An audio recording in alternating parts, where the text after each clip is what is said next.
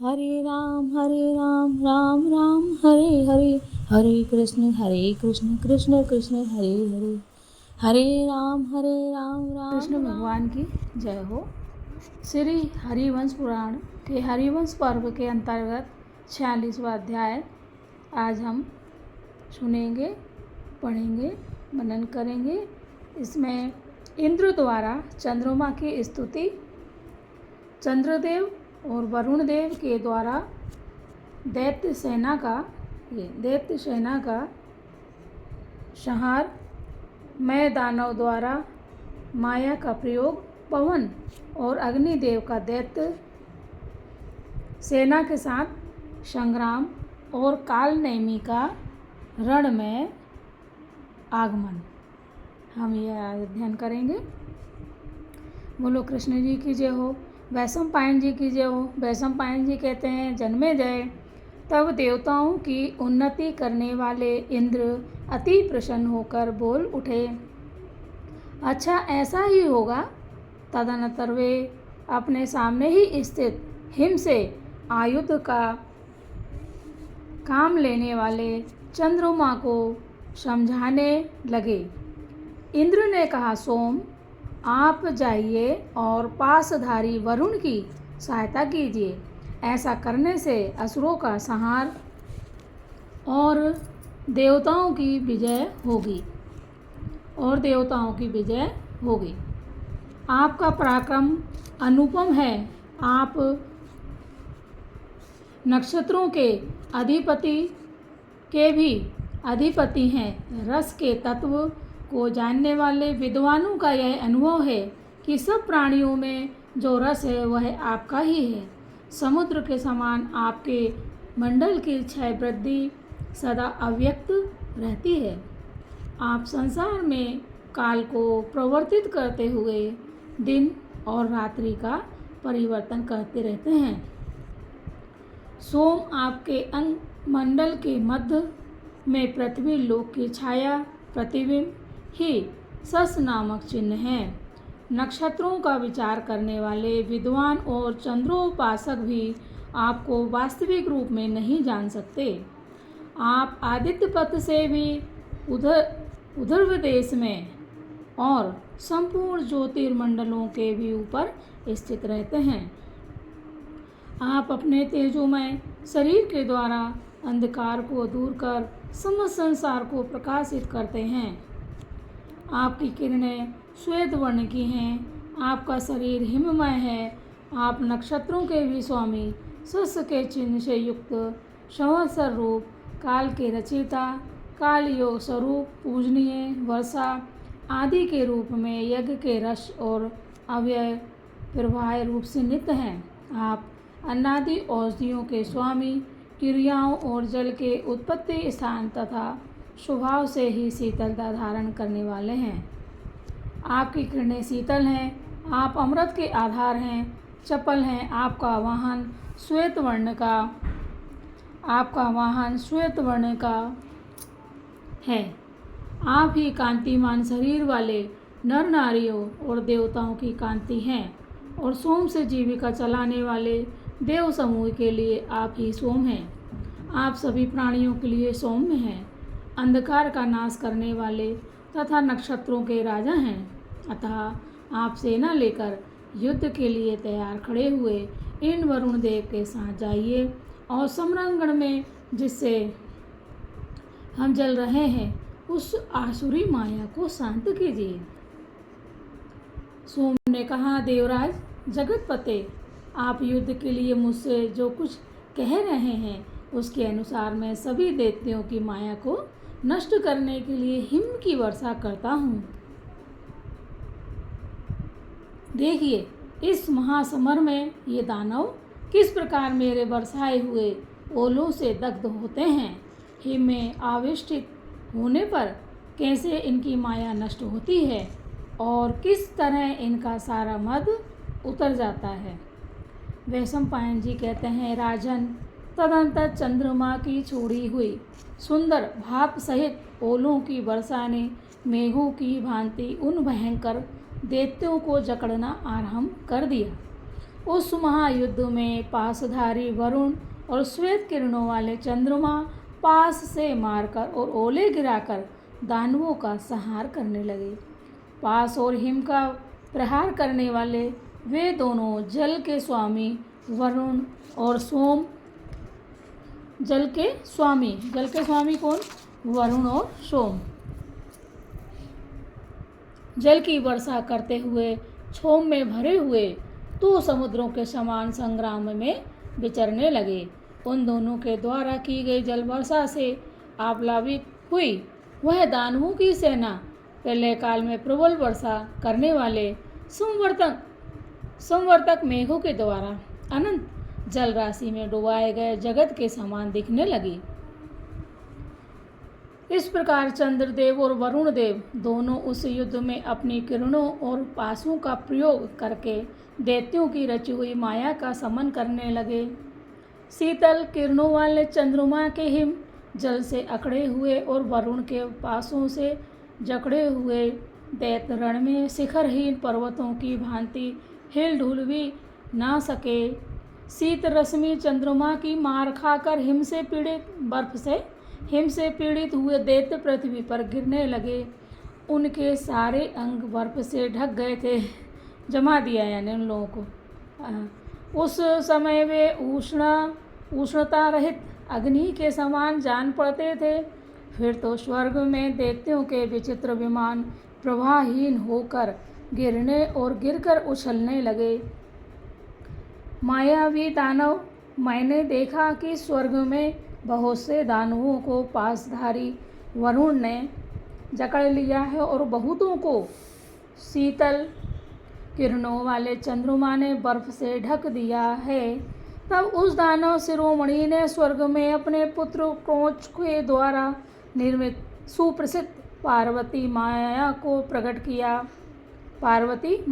प्रकट किया, जो इच्छा अनुसार सर्वत्र पहुंच जाने वाली थी। वह शिलाओं का विशाल जाल सा बिछा देती थी। भारी भारी चट्टानों को गिराकर उनके धमाके की आवाज़ के रूप में मानो अट्टहास करती थी। उन शिलाओं के सिरोभाग वृक्षों के कारण खुरदुरे हो रहे थे। उस पार्वती माता, उस पार्वती माया के कानन प्रांत गुफाओं से व्याप्त थे। वहाँ से व्याघ्र और बड़े बड़े गजराज भरे हुए थे। यूथ पतियों के छिघाड़ने या दहाड़ने के शब्द से मानो वह माया शहनाद सा करती प्रतीत होती थी। यानी वो पार्वती नाम की माया है ना, अभी और समझ में आएगा। उस मायामयी पर्वतमाला में सब और भेड़िए भरे थे। वहाँ के वृक्ष प्रचंड वायु के झोंके खाकर घूम रहे थे। घूमते ना ऐसे होते हैं, हिलते रहते हैं, यहाँ से वहाँ तेज हवा चलती है। तो उस पार्वती माया ने, यानी माया रूपी पार्वती का जो नाम था उसमें माया रूपी, ये सब माया ही कर रही थी। उस पार्वती माया ने चट्टानों के टकराने की आवाज़ से, पत्थरों की वर्षा से, गिरते हुए वृक्ष समूहों से देव समुदाय को मारना आरंभ किया। इससे दैत्यों के जी में जी आया। ये 25वां। उस दैत्य की माया के प्रभाव से वरुण और चंद्रमा दोनों की मायाएं अदृश्य हो गईं। रणभूमि में देवताओं पर प्रस्तरण पत्थर और लोहे के घन बरसने लगे। जैसे पर्वतों के कारण वहाँ की भूमि पर चलना कठिन हो जाता है, उसी प्रकार वहाँ गिरे हुए शिलाखंडों के समूह से विषम और वृक्ष के पर्वतों के बिछ जाने से संकीर्ण हुई उस रणभूमि में चलना फिरना दूभर हो गया था। उस युद्ध में ऐसा कोई देवता नहीं दिखाई देता था जिसके शरीर पर पत्थरों से चोट ना आई हो, जिस पर शिलाओं की मार ना पड़ी हो, तथा जो सब और गिरे हुए वृक्ष समूहों से अवरुद्ध न हो गया हो।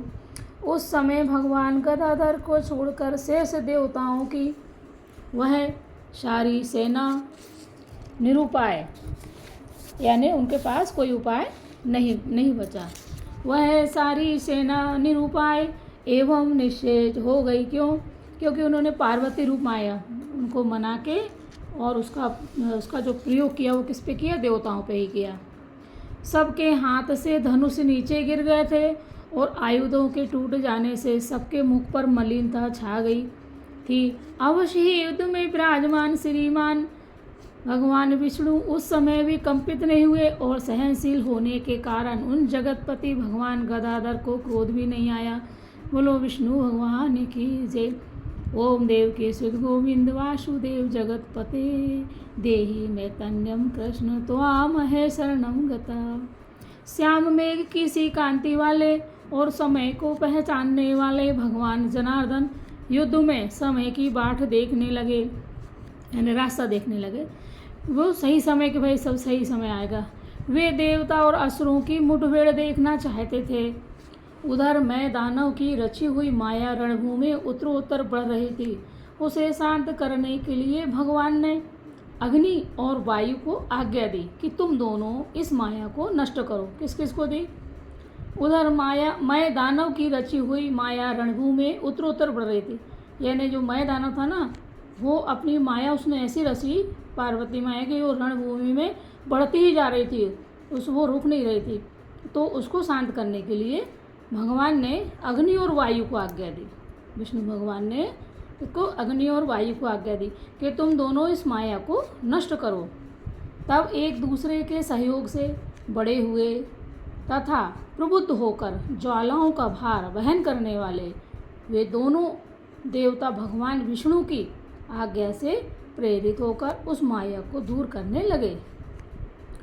प्रबुद्ध होकर महायुद्ध में भवंडर की तरह वेग से घूमते हुए पावक और पवन देव ने उस पार्वती माया को भस्म कर डाला। अतः वह नष्ट हो गई। प्रलय काल की भांति वायु का संयोग पाकर प्रबल हुए अग्निदेव ने और अग्नि का संयोग पाकर बड़े हुए वायुदेव ने दानव सेना को भस्म करना आरंभ किया। रणभूमि में पहले तो वेग से आंधी चली, वेग से ना तेजी से आंधी चलना, और फिर वायु से प्रज्वलित होकर अग्नि वेग पूर्वक फैलने लगी। इस प्रकार अग्निदेव और पवन देव दोनों दानवों की सेना में क्रीड़ा करते हुए विचरने लगे। फिर क्या था, दानव लोग भस्म हो कर गिरने लगे और वायु के वेग से, यानी हवा के, है ना, वायु के वेग से उनकी राख उड़ने लगी। इस प्रकार अग्नि का काम पूरा हुआ।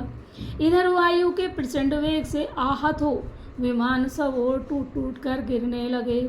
माया का बंधन नष्ट हो गया तथा भगवान विष्णु की स्तुति होने लगी। बोलो विष्णु भगवान की जय। ओम नमो भगवते वासुदेवाय नमः। ओम नमो भगवते वासुदेवाय नमः। दानवों के प्रयत्न निष्फल हो गए। त्रिलोकी का बंधन जाता रहा और देवता सब और अत्यंत हर्ष में भरकर साधु साधु कहने लगे। प्रसन्न होकर कहते हैं ना, साधु साधु, कई साधु कहते हैं। सहस्र नेत्रधारी इंद्र की विजय हुई और मैं दानव की पराजय। संपूर्ण दिशाएं शुद्ध हो गई और सब और धर्म का विस्तार होने लगा। चंद्रमा का मार्ग प्रशस्त हो गया। सूर्य अपने मार्ग में स्थित हुए। तीनों लोग अपनी स्वाभाविक स्थिति में स्थित हो गए और मनुष्य सदाचार को ही अपना बंधु सहायक मानने लगे। मृत्यु की मर्यादा नियत हो गई। अग्निहोत्र का कार्य ठीक ढंग से चलने लगा। हवन वगैरह, देवता यज्ञों में भाग पाने तथा स्वर्ग का मार्ग दिखाने लगे। समस्त लोकपाल अपनी अपनी दिशा में निर्भय होकर विचरने लगे। शुद्ध आत्मा पुरुष तपस्या में प्रवृत्त हो अभ्युदय के भागी होने लगे तथा दुराचारी मनुष्यों का विनाश होने लगा। अब उसमें भगवान के अलावा जो दुराचारी थे ना, उन मनुष्यों का विनाश होने लगा। देवताओं का दल प्रसन्न रहने लगा। दैत्यों के समुदाय पर विषाद छा गया, शोक है ना। धर्म के 3 पैर जम गए और अधर्म का एक ही पैर शेष रह गया। जिस पर चलने वाले पुरुषों के लिए मोक्ष का महान द्वार खुल जाता है, वह सत्पुरुषों का मार्ग पुनः चालू हो गया। इस गत में चारों वर्णों और चारों आश्रमों के लोग अपने अपने धर्म का पालन करने लगे।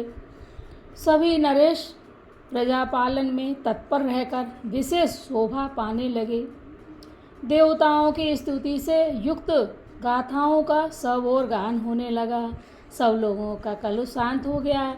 दारुण या कठोर तपस्या शांत एवं मृदुल तप के रूप में परिणित हो गई। अग्नि और वायुदेव का वह युद्ध विषयक महान पराक्रम जब पूर्ण हो गया, तब निर्मल प्रसन्न हुए। जगत में उन्हीं की प्रधानता हो गई, क्योंकि उनकी विजय ने लोगों का प्रिय कार्य किया था। अग्नि और वायु ने दैत्यों पर महान भय उपस्थित कर दिया था। यह सुनकर कालनेमी नाम से विख्यात दानव उनके सामने आया। उसके मस्तक पर सूर्य के समान तेजस्वी मुकुट शोभा